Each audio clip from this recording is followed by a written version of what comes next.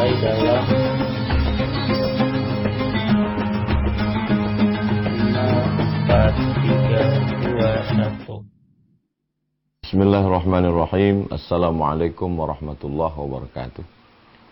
Alhamdulillah wassalatu wassalamu ala Rasulillah wa ala alihi wa sahbihi wa man tabi'ahu wa mawalah. Subhanaka la ilma lana illa ma 'allamtana innaka antal alimul hakim. Rabbi shrah li sadri wa yassir li amri wa hlul 'uqdatam min lisani yafqahu qawli. Terima kasih untuk Bang Dirga. Jazakumullahu khairan untuk guru kita semua Al-Mukarram Ustaz Muhammad Elfandi hafizahullah wa saddada khutah. Kepada semua jamaah, bapak, ibu, abang, kakak, adik semuanya, saya ucapkan Ramadan Karim, selamat menunaikan ibadah puasa Ramadan 1444 Hijrah. Taqabbalallahu minna wa minkum salihal a'mal. Semoga Allah menerima amal soleh kita yang bisa kita bawa sebagai bekal menghadap Allah Subhanahu wa taala. Terima kasih tidak terhingga kepada Sinergi Foundation yang sudah memberikan kontribusinya untuk umat dalam bidang sosial, pendidikan, sehingga umat ini ke depan lebih cerdas, lebih berakal, menggunakan potensi yang diberikan Allah Subhanahu wa taala. Saya amat sangat berbahagia dan mengucapkan ribuan terima kasih kepada guru kita semua Al-Mukarram Ustadz Muhammad Elfandi yang sudah memberikan kesempatan untuk saya untuk mendapatkan amal jariah sehingga bisa berbagi apa yang mungkin pernah terbaca oleh saya tentang tema besar peradaban Islam. Ada yang mengkaji dari aspek politiknya, ada yang mengkaji dari aspek perempuannya, ada yang mengkaji dari aspek hukumnya. Saya diberikan kesempatan, porsi untuk bagaimana tujuan hidup dalam peradaban Islam. Peradaban selalu disebut dengan bahasa Arabnya al-hadarah. Hadarah diambil dari kata hadar. Hadar artinya datang. Maka kita selalu menyebut orang yang datang itu hadirin. Datang, ada, wujud, muncul.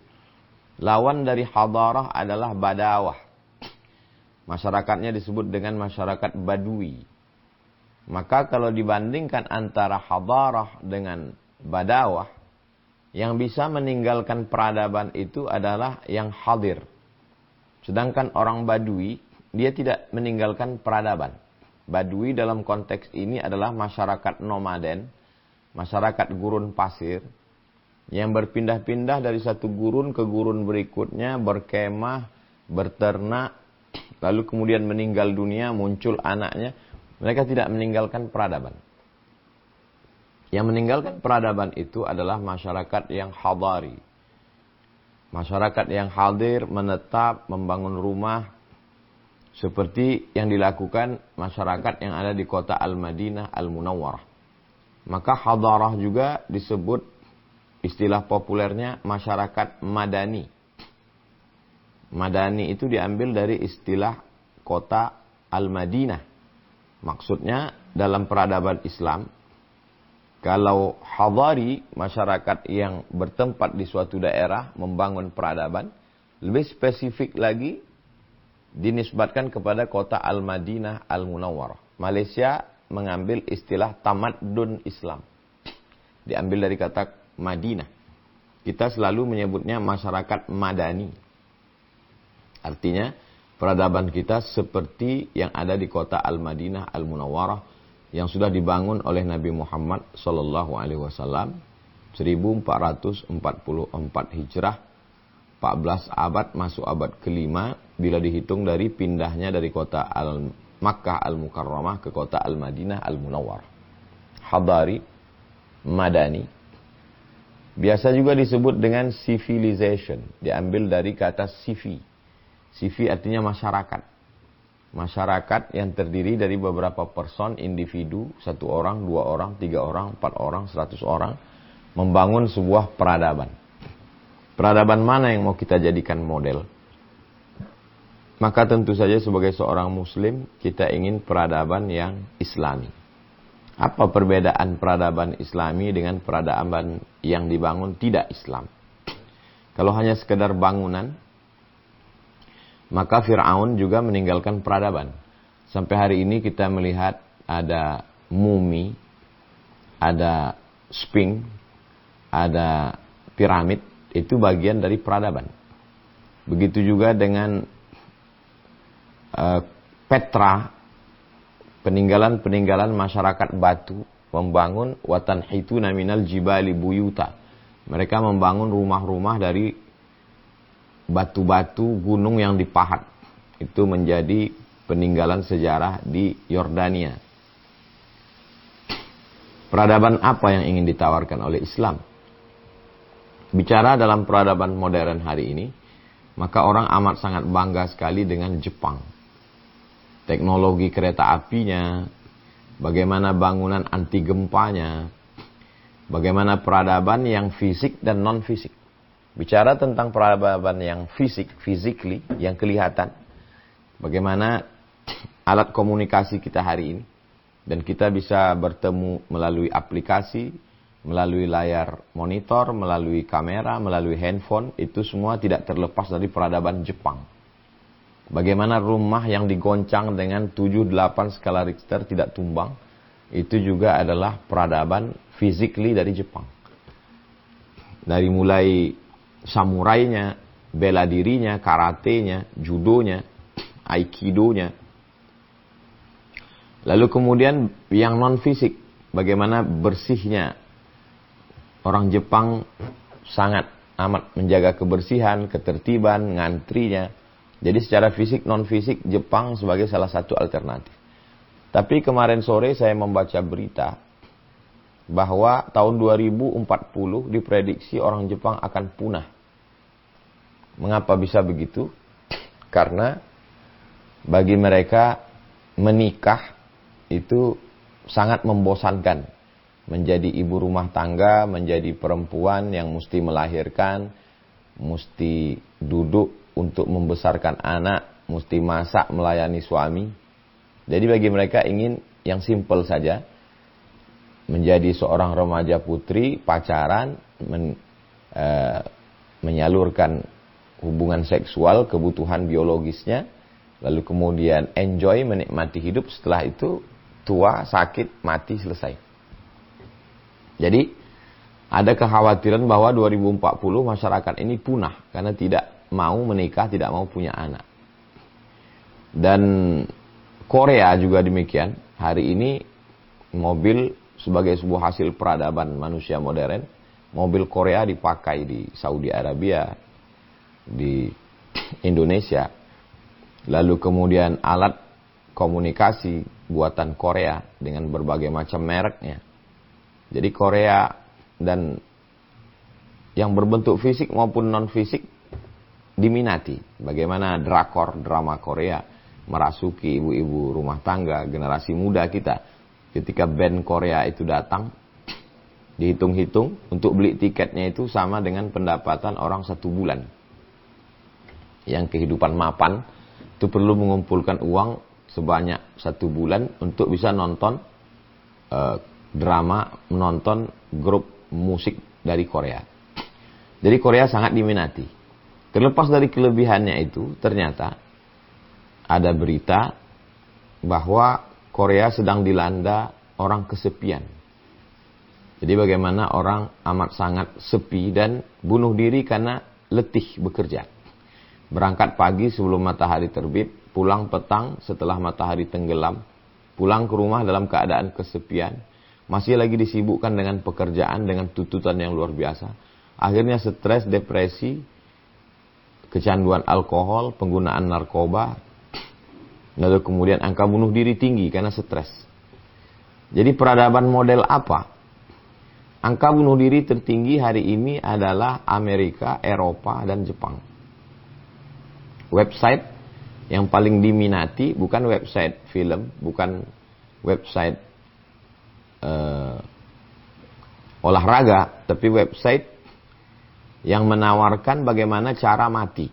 Anda ingin mati ditembak dengan sniper dari jarak jauh, atau dipukul dari belakang dengan benda tumpul, atau akan ditunjukkan mana gedung tinggi yang jeruji besinya sudah dicopot, sehingga nanti bisa terjun saja langsung dari lantai 100 ke bawah, sehingga mati dan berakhirlah. Lalu dengan gedung pencakar langit, dengan kehebatan alat komunikasi yang canggih, dengan kendaraan yang super mahal, dia sebuah peradaban modern. Tapi apakah peradaban itu yang diinginkan untuk menjaga kemaslahatan dunia di masa akan datang? Bagaimana perkembangan dunia dengan peradaban yang luar biasa ini? Bagaimana hutan ditebang, lalu kemudian lahirlah gurun-gurun pasir. Karena hutan sudah hilang. Lalu burung kehilangan ekosistem. Binatang tidak lagi punya tempat tinggal.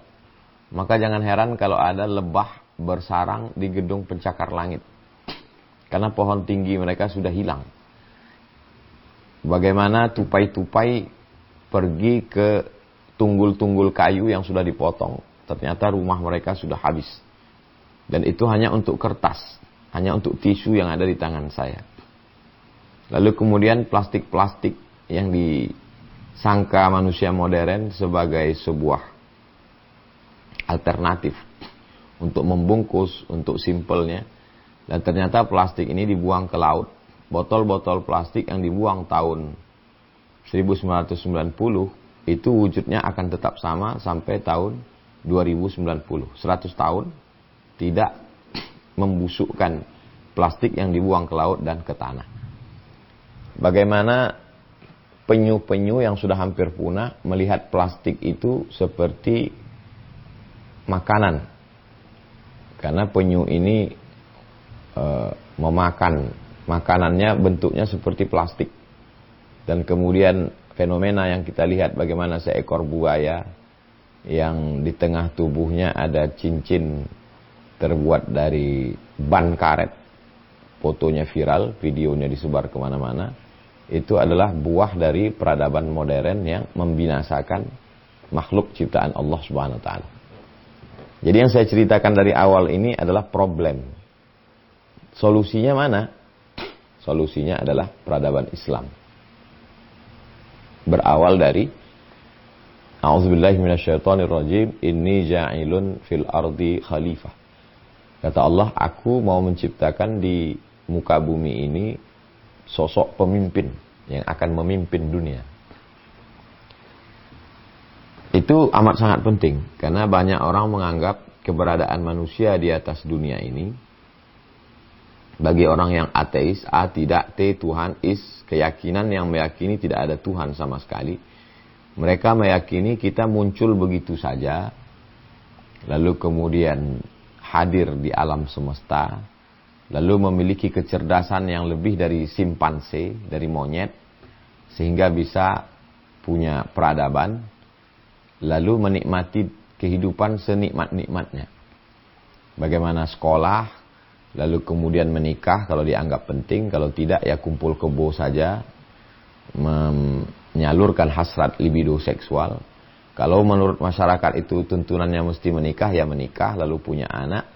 Lalu setelah itu bahagia, punya rumah, punya kendaraan, liburan, menikmati hidup senikmat-nikmatnya. Setelah itu mati, selesai. Islam tidak begitu. Islam adalah way of life, jalan hidup. Ini juga membantah orang yang memahami, melihat Islam hanya sebagai 3 stasiun saja. Ketika lahirnya akikah, kemudian menikah, dilahirkan dengan cara muslim, akikah, dibuatkan walimahnya, kemudian ada acara akad nikahnya, lalu kematiannya dibuatkan takziahnya, tahlil, selesai. Ini juga kritik bahwa Islam itu tidak hanya mengatur kita saat lahir, saat menikah, dan saat mati. Islam mengatur bagaimana kita menjadi khalifah, menjadi pemimpin di atas permukaan dunia. Jadi kalau setiap muslim memahami tujuan dia ke atas dunia ini tidak abatha, tidak kami afakhalaqnakum abatha, Apa kami ciptakan kamu itu sia-sia? Islam itu tidak menciptakan manusia ini dalam kesia-siaan, tapi dia ada visi misinya. Lalu kalau manusia itu menyadari bahwa tujuan utama saya berada di sini, ini adalah untuk menjadi pemimpin, untuk memakmurkan alam semesta, menjaga keseimbangan. Bukan memakmurkan dunia dengan membinasakan hutan, membinasakan hewan. Itu tidak adil. Maka dalam Islam diajarkan i'dilu, bersikap adillah. Wa aqrabu littaqwa. Dengan adil itu kamu lebih takwa. Jadi kalau standar orang bahwa peradaban itu bangunan, dia akan nanya, mana bangunan yang paling tinggi yang dibangun oleh Nabi Muhammad SAW. Jadi ketika kita berangkat umroh, melihat replika rumah Nabi yang sangat sederhana, orang akan berpikir, mana istana Nabi Muhammad? Kenapa tempat tidurnya biasa saja, kamarnya biasa saja? Orang akan menangis melihat kesederhanaannya. Karena peradaban yang dibangun oleh Nabi adalah peradaban yang tidak hilang. Kalau yang dibangun itu istana, dia akan hilang.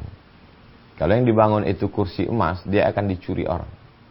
Tapi peradaban yang dibangun oleh Nabi adalah peradaban yang tidak lekang oleh panas, tidak lapuk oleh hujan. Sampai hari ini. Satu peradaban yang meyakini bahwa kita sebagai pemimpin. Memimpin yang lain. Memimpin binatang, memimpin benda mati, memimpin jin sekalipun. Memimpin hewan-hewan.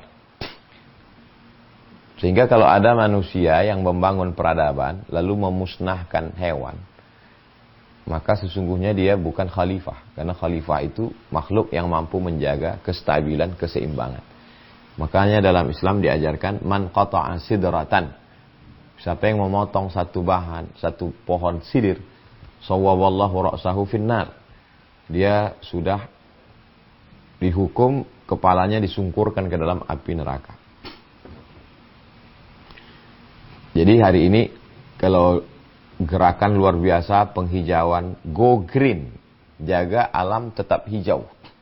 Bahkan ada satu NGO, non-government organization, LSM, yang menjaga supaya alam tetap hijau. Menjaga supaya tetap hijau. Diajak kita untuk menanam tanaman. Maka tidak ada tempat yang menjaga kehijauan dan hewan dijaga seperti yang dilakukan oleh Nabi Muhammad SAW. Ketika kita sampai di kota Makkah, sebelum masuk kita pakai pakaian ihram, lalu kemudian labbaik Allahumma umrah, saya berniat untuk melaksanakan umrah. Di sana kita tidak boleh membunuh binatang, tidak boleh mencabut tanam-tanaman, tidak boleh memburu, tidak boleh menyakiti orang. Faman farada fihinnal hajjah, siapa yang melaksanakan ibadah haji, fala rafatha, tidak boleh melakukan kejahatan seksual, wala fusuqa, tidak boleh melakukan kejahatan non seksual, wala jidal, tidak boleh berkata-kata kasar. Hari ini kalau kita masuk hutan, mesti ngurus izin. Jadi saya kalau bawa tim masuk ke dalam hutan lindung, itu mesti ngurus surat izin dulu dari Kementerian Kehutanan. Tidak boleh memotong pohon kayu. Selama di dalam hanya untuk jangan sampai terjadi illegal logging, tidak boleh membakar. 1400 tahun yang lalu Nabi Muhammad SAW sudah mengajarkan bagaimana kita menjaga dunia ini supaya tetap hijau. Idza waqa'at ala ahadikumul qiyamah, kalau kamu sudah mau mati, wa fi yadihi fasilah, di tanganmu ada bibit korma, falyughrisha, hendaklah tanam. Tanam menanam ini bagi masyarakat tropis kita yang tinggal di Katulistiwa itu sesuatu yang simpel. Mengambil benih, tanam, insya Allah hujan turun. Tapi menanam di kota Makkah, di kota Madinah tidak sesederhana itu. Tapi Nabi mengajarkan kita menanam. Kalau kamu sudah mau mati, di tanganmu ada bibit korma, maka tanamkanlah. Kita diajarkan bahwa yang kita tanam itu tidak mesti kita nikmati hari ini. Kita tanam hari ini, Yang akan bernaung di bawah pohonnya yang rimbun, yang rindang itu mungkin orang setelah kita. Yang akan memakan manis buahnya mungkin bukan kita, tapi orang setelah kita. Jadi berpikir bukan untuk kenikmatan kita hari ini, tapi bagaimana berpikir peradaban untuk masa depan. Jadi peradaban masa depan itu selalu diyakini orang sekarang. Peradaban yang dibangun anak muda sekarang, bagaimana dinikmatinya di hari tua. Peradaban Islam jauh dari itu. Lebih pandangan visi misinya jauh lebih daripada sekedar dinikmati di hari tua. Jadi kalau ada orang mau mati, menanam bibit korma, untuk apa dia? Dia tidak akan bernaung di bawah daunnya yang rimbun, dia tidak akan pernah makan buahnya. Tapi akan dimakan oleh orang setelahnya. Ma min muslimin yaghrisu gharsan yazra'u zar'an. Kalau ada seorang muslim menanam tanaman, lalu tanamannya itu dimakan oleh burung, dimakan oleh binatang, maka dia sudah dianggap bersedekah, dia sudah berbuat baik. Jadi perbuatan baik itu tidak hanya kepada manusia. Maka populerlah hadis bagaimana seorang wanita tunasusila memberi minum seekor anjing dari sepatunya karena tidak ada timba. Dia ambil sepatunya air, sepatunya dipakai untuk mengambil air, diberikan kepada seekor anjing, lalu Allah mengampunkan dosanya. Ini seorang khalifah. Bagaimana Nabi Sulaiman alaihissalam menahan pasukannya jangan bergerak dulu. Kenapa? Karena saya mendengar ada pasukan semut yang berkata, ya ayyatuhan namlu dukhulu masakinakum. Wahai semut, masuklah kamu ke sarang-sarang kamu. Jadi seorang muslim kalau dia berkuasa di atas muka bumi, tidak boleh ada semut yang terinjak. Tidak ada boleh pohon yang dipotong tanpa ada tujuan. Tidak boleh meluluh lantakkan hutan belantara sebagai oksigen dunia. Tidak semestinya ada hutan lindung. Karena kalau ada hutan lindung kan berarti ada hutan yang tidak dilindungi. Berarti ada pohon yang sudah ditebang habis. Illegal logging. Mestinya semua terlindungi, semua hidup nyaman, semua hidup tentram dengan peradaban Islam. Jadi poin yang pertama yang ingin saya jelaskan bahwa keberadaan manusia di atas muka bumi sebagai khalifah. Sebagai khalifatullah. Orang yang menerima amanah dari Allah untuk menjadi pemimpin alam semesta. Jadi tidak hanya sebagai seorang raja, sebagai presiden, tapi sebagai seorang muslim, bagaimana dia menjadi pemimpin untuk dirinya sendiri, mampu mengalahkan egonya, mampu mengalahkan. Kalau kita baca raja-raja dunia itu kalau dia berkuasa, dia membakar semuanya. Sebagaimana Nero itu kan dipakai dalam produk modern untuk membakar, menghanguskan. Karena memang Kaisar Nero menghanguskan, membumi ratakan dunia. Sampai ada tontonan di YouTube atau channel bercerita tentang raja-raja gila. Bagaimana meluluh lantakkan, dia menikmati itu. Dalam Islam tidak. Dalam Islam setiap kita adalah khalifah. Setiap kita adalah pemimpin yang mampu menjaga kestabilan dunia. Yang kedua, poin yang kedua, untuk apa Allah buat ada kehidupan? Kenapa kita hidup? Tabarakalladzi juz 29 surat Al-Mulk. Tabarakalladzi biyadihil mulku wa huwa ala kulli syai'in qadir. Alladzi khalaqal mauta, Allah yang menciptakan mati, wal hayata, Allah menciptakan hidup. Allah ciptakan ada kehidupan. Untuk apa? Liyabluwakum ayyukum ahsanu amala, untuk melihat siapa di antara kamu yang paling baik amala. Amal konotasinya selalu kalau sudah bicara Islam, amal itu adalah amal soleh. Dari mulai sholat subuh, qobliyah subuh, zikir, dengar pengajian, apalagi ini di bulan Ramadan, tadarus, baca Quran, menghatamkan Al-Quran. Makna amal artinya semua perbuatan. Jadi bagaimana semua perbuatan kita itu bisa kita pertanggungjawabkan. Jadi sekarang ada manusia yang membagi amalnya menjadi dua. Ketika saya sebagai seorang muslim, nanti saya liburan akan pergi ke Makkah, saya akan umrah, saya akan tawaf, saya akan sa'i, saya akan beribadah, saya akan zikir, saya akan nangis di pintu Ka'bah, saya akan cium Hajar Aswad. Nah, ini namanya amal ibadah. Tapi nanti saya pulang ke kantor, saya akan korupsi, saya akan bohong, saya akan tipu, saya akan makam, saya akan sogok. Yang ini bisa menghapuskan yang ini. Nah, ini ya, kalau bahasa Karl Marx-nya, agama ini opium, agama ini candu. Jadi bagaimana orang buat dosa sebanyak-banyaknya, nanti ada musim untuk healing. Jadi healing ke gunung sudah, healing ke liburan sudah, healing wisata religi, sekaligus cuci dosa. Kalau begini memahaminya, lalu apa beda kita dengan Abu Lahab, dengan Abu Jahal? Mereka juga buat dosa, minum riba, maksiat, berzina, minum khamar. Lalu nanti dia tawaf, kemudian dia sa'i. Mereka juga melaksanakan umrah, mereka juga melaksanakan ibadah haji, karena ibadah ini sudah ada sebelum Nabi Muhammad SAW. Jadi ketika Islam datang, mindset cara berpikir kita itu dirubah, bahwa semua aktivitas kita ini adalah amal. Makanya seorang bisnismen yang punya toko, memanage bisnisnya, dia sedang beramal. Makanya dikatakan Nabi, at-tajir, seorang pedagang, as-saduq, yang jujur, al-amin, yang amanah. Ma'an nabiyyin, kalau dia mati, dia akan bersama dengan para nabi di sorga. Us-siddiqin, dia akan bersama dengan orang yang benar. Was-syuhada, dia akan bersama dengan orang mati syahid. Was-salihin, dia akan bersama dengan orang yang soleh. Makanya ibadah itu dibagi dua. Satu ibadah yang mahdah, pure. Salat, zakat, puasa, haji, umrah, baca Quran, zikir, ini memang ibadah. Tapi ada satu lagi amal yang semua aktivitas manusia. Masuk kantor, bisnis, transaksi, jual beli, dagang, jadi bupati, jadi gubernur, jadi presiden, jadi menteri, jadi komisaris. Kalau dia jujur, dia amanah, maka segala aktivitasnya adalah ibadah.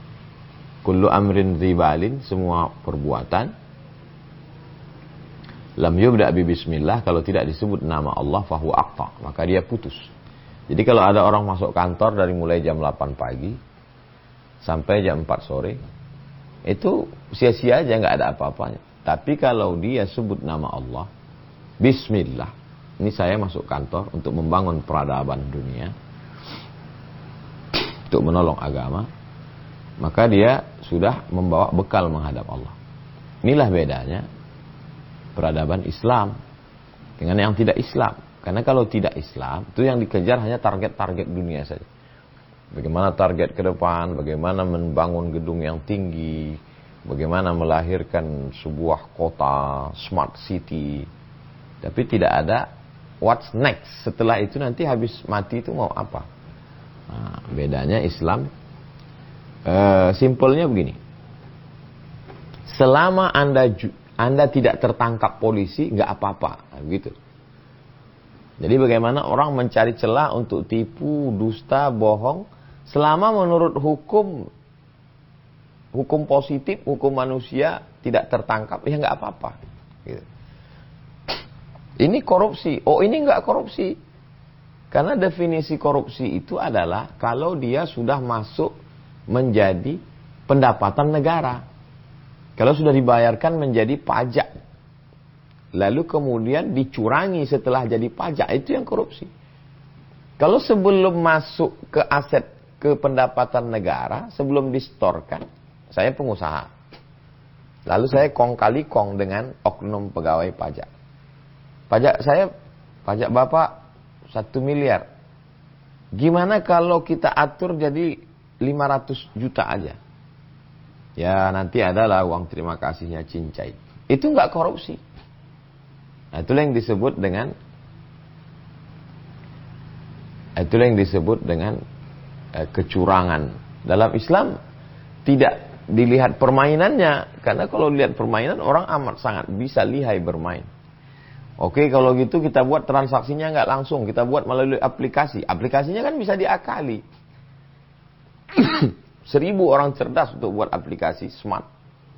Maka ada 1001 yang membuat kecurangan.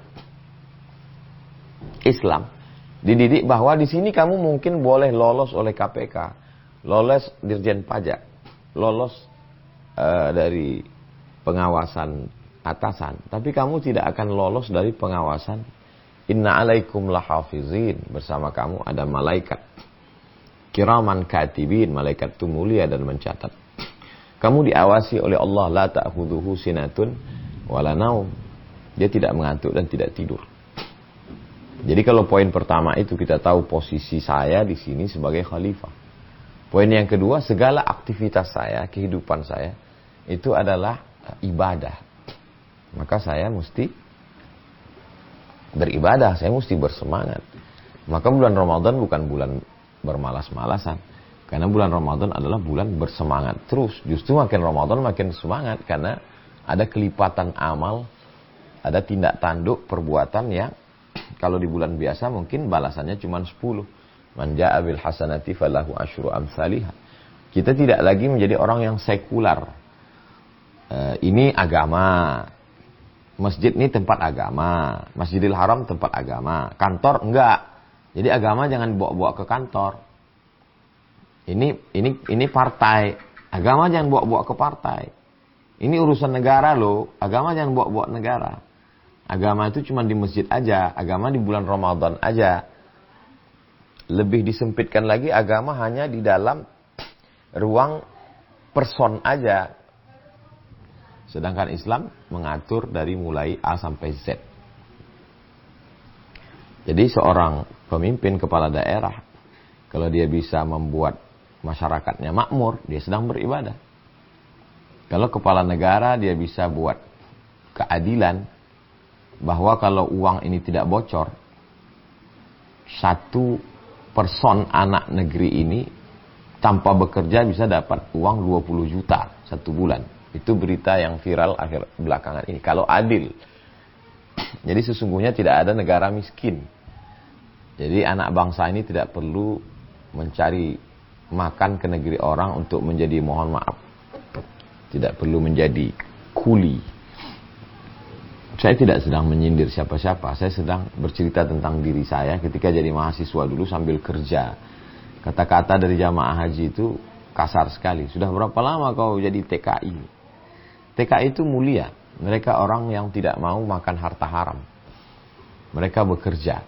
Tapi kalau adil, kalau setiap pemimpin itu bahwa dia memposisikan dirinya sebagai khalifah, sebagai orang yang diangkat oleh Allah untuk menjaga ketertiban dunia, kemaslahatan, dan dia mengayomi orang. Ditambah lagi dengan posisi hidupnya sebagai semua tindak tanduknya, keputusannya. Kalau dia menjadi anggota legislatif, dia mengeluarkan perda, peraturan daerahnya.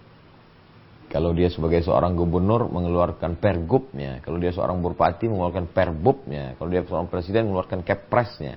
Untuk kemaslahatan dunia, untuk kebaikan manusia. Maka itu akan lahir sebuah peradaban yang luar biasa. Yang ketiga, peradaban Islam itu ada pertanggungjawaban setelah kehidupan ini.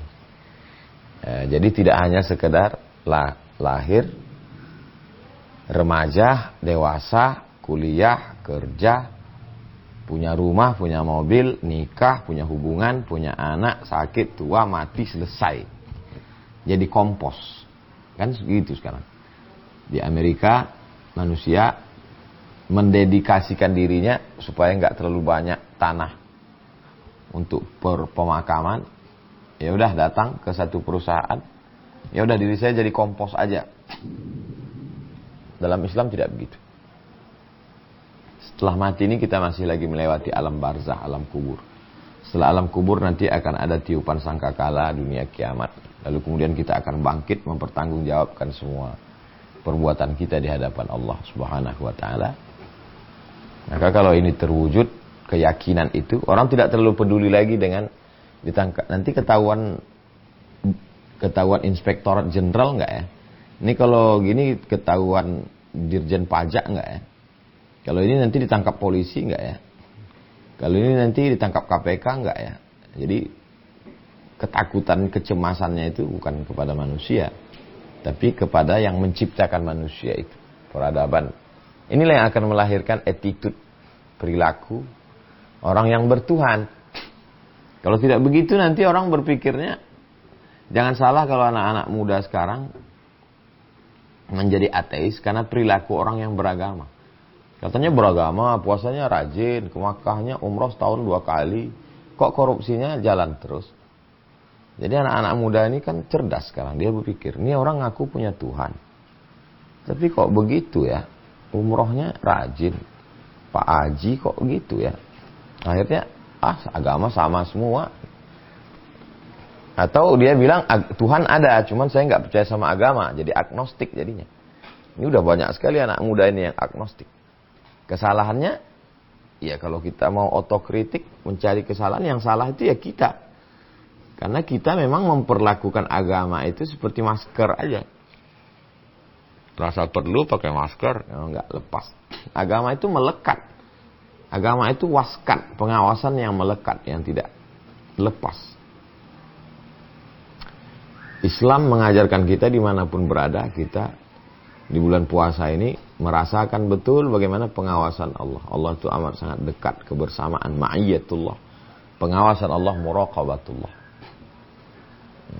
Jadi saya bercerita 3 poin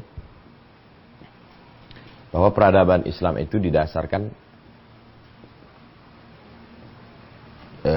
pertama, bahwa dia dibuat Allah ada di atas muka bumi ini sebagai khalifah, sebagai untuk memimpin dunia.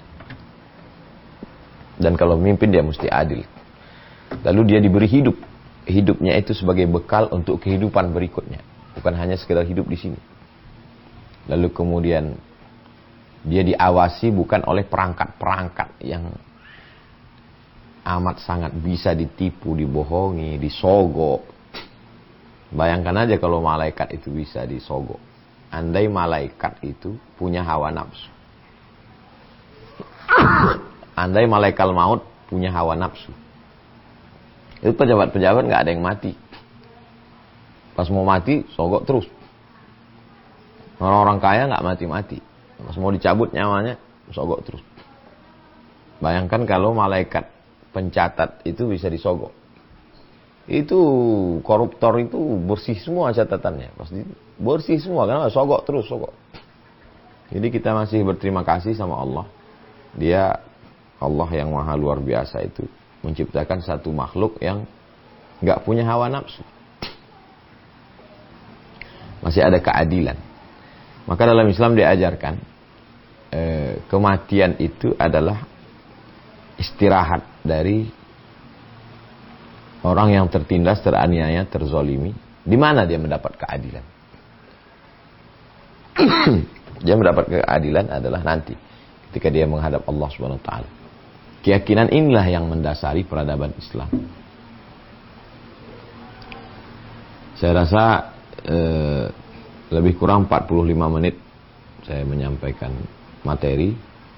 Saya kembalikan ke moderator tentang peradaban Islam yang dibangun berdasarkan Al-Quran dan Sunnah Nabi yang dipraktekkan oleh Nabi Muhammad SAW, Khulafa Ar-Rasyidin, Sayyidina Abu Bakar, Umar, wa Utsman, Ali, dilanjutkan dengan Bani Umayyah, Bani Abbasiyah dengan khalifah-khalifah yang luar biasa, Harun Ar-Rasyid, Umar bin Abdul Aziz, Harun Ar-Rasyid dalam sejarah.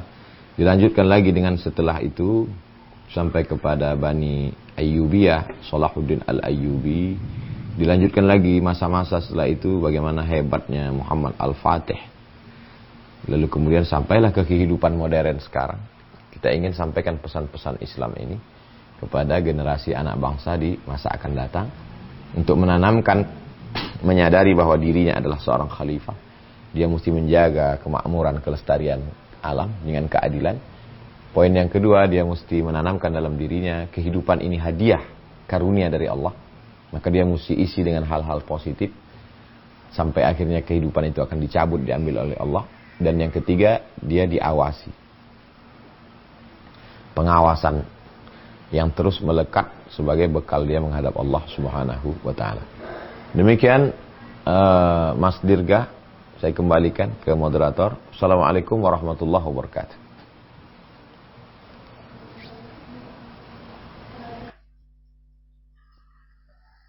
Oke, MC bumper.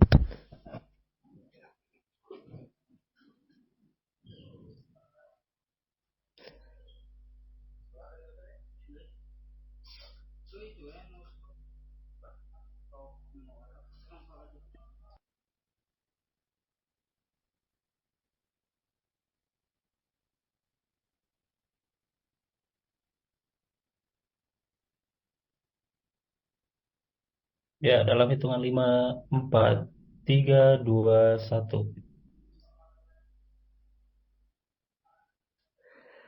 Masya Allah, begitu menarik ya pembahasan tentang life goal masyarakat Qurani ini yang disampaikan oleh Profesor Haji Ustadz Abdul Somad LCMA. Dan ternyata teman-teman ya, kalau beranggapan bahwa ibadah itu hanya yang mahdoh saja, jadi yang kalau istilahnya Kang El itu disebutkannya rukun Islam. Nah, tadi juga sudah disinggung kembali oleh Ustadz Abdul Somad bahwa setiap amal kebaikan itu insya Allah yang memautkan ya hati ini pada Allah Subhanahu wa taala dan juga diawali dengan bismillah, insya Allah akan bernilai ibadah juga. Baik, seperti biasa kita buka sesi tanya jawab ya. Ini sudah ada Ustadz, mohon izin pertanyaannya akan saya bacakan nanti untuk ditanggapi Ustadz ya. Dari Salsabila katanya, Ustadz izin bertanya, bagaimana tanggapannya jika ada orang-orang yang berpikiran bahwa kita itu harus berkiblat ke barat karena di sana peradabannya maju katanya. Tafadhol Ustadz Abdul Somad untuk ditanggapi. Kita berkiblat ke barat karena barat itu maju. Maju apanya? Maju membuat gedung pencakar langit. Ya, nggak salah. Jadi dalam Islam itu kita boleh belajar ilmu kemanapun. Walaupun hadisnya dhaif, tapi bisa dipakai. Utlubil ilma walau bisin. Tuntutlah ilmu walaupun sampai ke negeri Cina. Jadi kalau ada anak Muslim belajar ke Amerika, ke Eropa, ke Jepang untuk belajar ilmu arsitektur, arsitek, bangunan, teknik mesin, ya silakan, nggak salah, apa salahnya? Kita mesti ngambil peradaban barat karena bersihnya, ya bagus, apa salahnya? Jalannya bersih, bagaimana selokannya, kolam-kolam, comberannya ada ikan hiasnya, ya silakan belajar. Bagaimana mereka bisa buat parit itu jadi ada ikan hiasnya, sementara tempat kita kali Ciliwung demikian kotor joroknya. Ya nggak ada salahnya kalau belajar itu. Tapi kalau sampai mengambil semuanya sampai pada akidahnya, keyakinannya bahwa agama itu hanya celebration. Agama hanya pesta-pestanya aja. Tuhan itu nggak ada, Tuhan pernah ada, tapi Tuhan udah mati, seperti yang Nietzsche dari Jerman. Tidak bisa begitu. Jadi anak-anak muda yang mau belajar ke barat, yang mau diambil nih apanya gitu. Disiplinnya oke, bahasanya silakan. Ada nggak tuntunannya Ustadz ngambil bahasa? Ya, itu Zaid bin Sabit belajar bahasa Yahudi. Ta'allamtuhu wa hadzaqtuhu. Saya belajar bahasa Yahudi setengah bulan. Nisfa syahrin. Silakan belajar bahasa Jepang, bahasa Mandarin, bahasa Korea, bahasa Inggris, bahasa Prancis. Ya nggak salah. Ilmunya nggak apa-apa. Tapi kalau sampai agama, keyakinan, maka dalam Islam kita diajarkan wa may yabtaghi ghairal Islam, siapa yang mencari jalan selain keyakinan akidah ini, fala yuqbala minhu, dia tidak diterima Allah, wa huwa fil akhirati minal khasirin. Jadi akhirat termasuk orang yang rugi. Demikian Mas Dirga. Baik, alhamdulillah, jazakumullah khair Ustaz. Ya demikian ya Salsabila. Jadi intinya tadi kalau apa yang harus diambilnya atau berkiblatnya itu terkait apanya dulu. Kalau terkait dengan agamanya, mungkin kita sebaiknya itu dihindari. Ustadz, masih ada pertanyaan lainnya nih. Dari Hendra katanya, Ustadz saya mau bertanya, runtuhnya peradaban Islam itu sebabnya apa ya? Agar kita tidak mengulang kesalahan lagi katanya yang telah dilakukan di masa lalu. Tafadhol Ustadz untuk dijawab.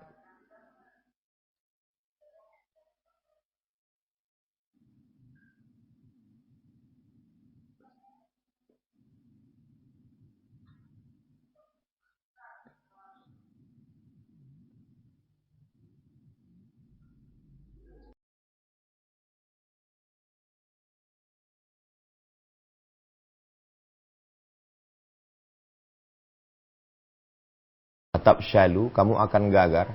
Watazhabari hukum, kamu kehilangan semangat. Yang kedua, mabuk oleh dunia. Dengan kemewahan, dengan kehebatan, dengan kekayaan. Dan ini pun keluar dari ajaran Islam. La tulhikum amwalukum wala auladukum an dzikrillah. Alhaakumut takatsur, kamu dilalaikan oleh kemewahan. Yang ketiga, musuh lebih kuat. Ini pun juga sudah keluar dari ajaran Islam.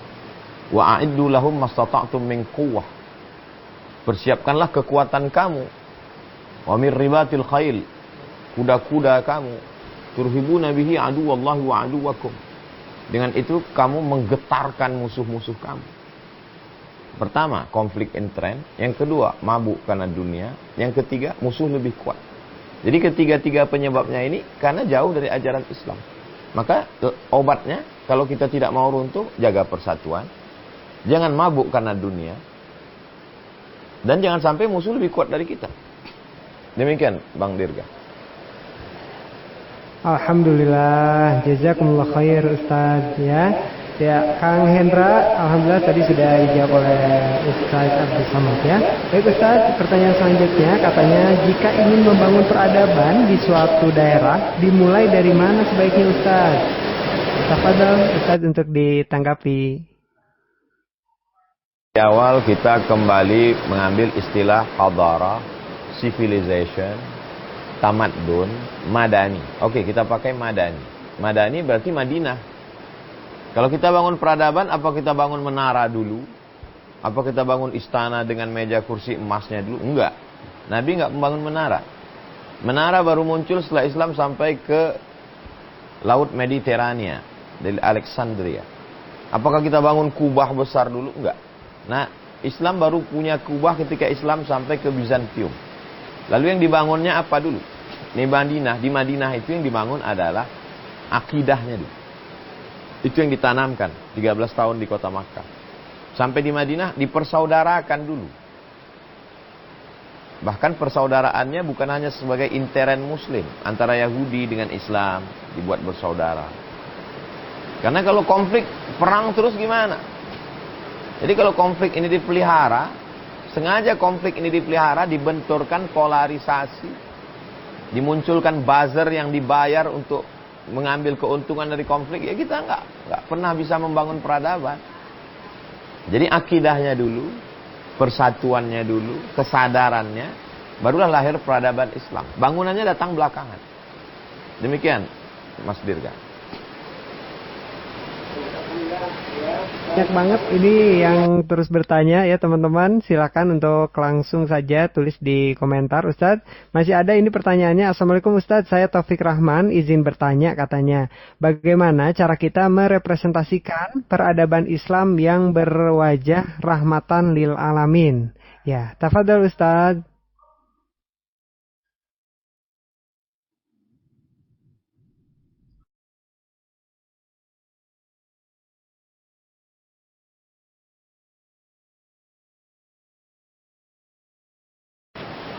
Cuman ini kan kita lagi zaman fitnah nih. Jadi itu enggak rahmatan, yang rahmatan itu saya. Jadi Islam itu rahmatan lil alamin. Bagaimana kalau sudah berislam, ya tidak boleh menganiaya, pohon kayu aja nggak boleh dipotong, semut aja nggak boleh dibakar, semut aja nggak boleh tersakiti, semut aja nggak boleh tersakiti, apalagi dengan saudara kita beriman. Kata Nabi, satajiduna rijalan fis sawami, nanti kamu akan ketemu dengan pendeta-pendeta, la ta'ridu lahum, jangan ganggu pendeta, la taqta'unna sajaratan, jangan potong pohon kayu, la ta'qiranna nakhlan, jangan cabut pohon korma, la tahdimu buyutan, jangan hancurkan rumah. Begitulah peradaban Islam. Jadi kalau agama Islam, inti Islam ini 3. Pertama akidah, keyakinan. Yang kedua fikih, hukum, ibadah. Yang ketiga adalah akhlak. Kalau 3 ini ditanamkan berdasarkan hadis riwayat Umar bin Khattab, iman, Islam, ihsan, insya Allah semuanya rahmatan lil alamin.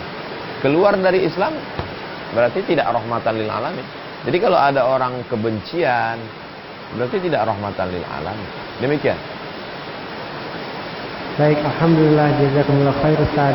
Terakhir Ustaz, dari Faisal Tanjung, Ustaz, sebagai masyarakat biasa, apa yang dapat saya lakukan untuk memperbaiki budaya korupsi katanya yang ada di lingkungan masyarakat saat ini?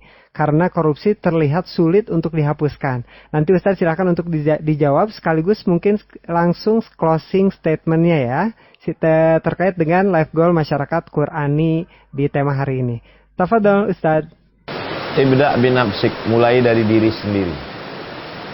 Jadi kalau kita mau jujur, ya dari diri kita sendiri. Dan Ramadan ini mengajar kita untuk jujur dari diri sendiri dulu. Kumur-kumurnya jangan sampai masuk 3 keluar 1. Itu dari simple, sederhana. Jadi kalau kita nggak korupsi diri sendiri, insya Allah. Sebenarnya kan teori civilization masyarakat peradaban itu kan person. Person saya, person Bang Dirga, lalu saya punya istri, punya anak, Bang Dirga punya istri, punya anak, lalu kita punya keluarga. Kalau person ini baik, suaminya baik, istrinya baik, anaknya baik, keluarga baik, masyarakatnya baik. Jadi kenapa masyarakat ini tidak baik? Kecil seperti piramid terbalik. Kenapa tidak baik? Karena keluarga tidak baik, karena person tidak baik. Jadi kita perbaiki personnya ini, maka insya Allah muncul masyarakat yang baik. Insya Allah. Saya kembali kepada 3 dasar tadi. Jadilah diri kita sebagai sosok khalifah, pemimpin, maka siapkanlah diri sebagai pemimpin. Tapi saya nggak mimpin apa-apa, ya mimpin diri sendiri aja dulu. Mimpin keluarga. Lalu kemudian hidup yang dikaruniakan Allah ini, hargai dia dengan hal-hal yang berkualitas. Kemudian yang ketiga, ingat bahwa ada kehidupan setelah ini. Kalau kita yakin tentang kehidupan setelah ini, itu yang membuat kita menjadi menghormati kehidupan yang sekarang, melahirkan peradaban yang luar biasa. Demikian Bang Dirga.